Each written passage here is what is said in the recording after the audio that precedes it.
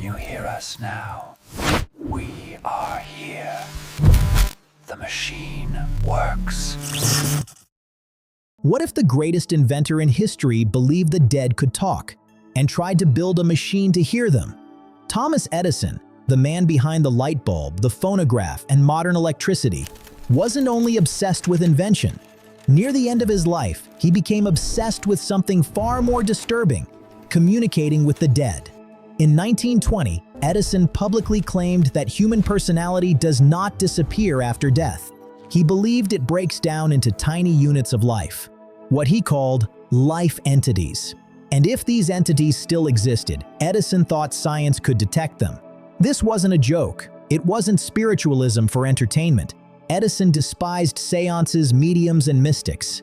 He believed most of them were frauds, but he also believed that technology could succeed where superstition failed. And that belief led him to one of the strangest ideas of his career, a device so controversial that it nearly vanished from history. Edison called it a spirit apparatus. Today, many refer to it as the spirit phone. According to interviews published in Scientific American and The American magazine, Edison claimed he was working on a machine designed to detect extremely weak signals that could, in theory, be produced by surviving consciousness after death.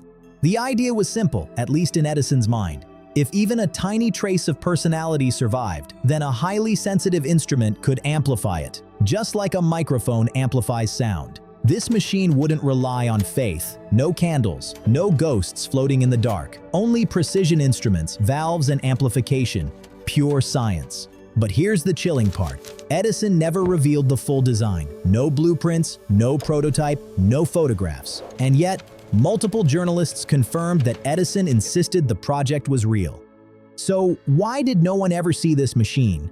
Some historians believe Edison abandoned the project after failing to produce results. Others think the device was never completed. And some suspect Edison didn't want his reputation damaged by an idea the scientific world wasn't ready to accept. What we do know is this: Edison spoke about the project more than once and never denied its existence. After his death in 1931, his family found no trace of the machine among his thousands of notebooks. That absence only deepened the mystery. Years later, paranormal researchers tried to recreate Edison's idea. Modern ghost boxes and EVP devices are often inspired by his concept, though none have ever proven communication with the dead. Still, the question remains: was Edison chasing science or standing at the edge of something unknowable? Thomas Edison once said, "If our personality survives, then it is strictly logical that it should retain memory, intellect, and other faculties." For Edison, this wasn't philosophy. It was a scientific assumption, one that deserved to be tested, not believed. He didn't say he succeeded, but he never said he failed. And for a man who documented almost everything he did, that silence is unusual. To this day, no evidence proves that Edison built a working machine to speak with the dead. No recordings, no schematics, no physical trace. But the fact remains: the world's greatest inventor believed it was possible. And belief, in Edison's mind, was never enough. Only experimentation was. At the time, science was crossing invisible boundaries. Electricity, radio waves, and sound recording had already revealed forces once thought impossible to detect. Edison lived in a world where the invisible had just become measurable. So when Edison imagined a machine sensitive enough to detect surviving consciousness, he wasn't thinking like a mystic.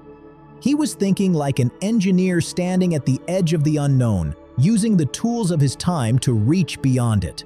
Because if a man who shaped the modern world believed death might not be the end, what did he know, or what was he trying to discover? Maybe the real mystery isn't the machine. Maybe it's how close science once came to listening to the dead.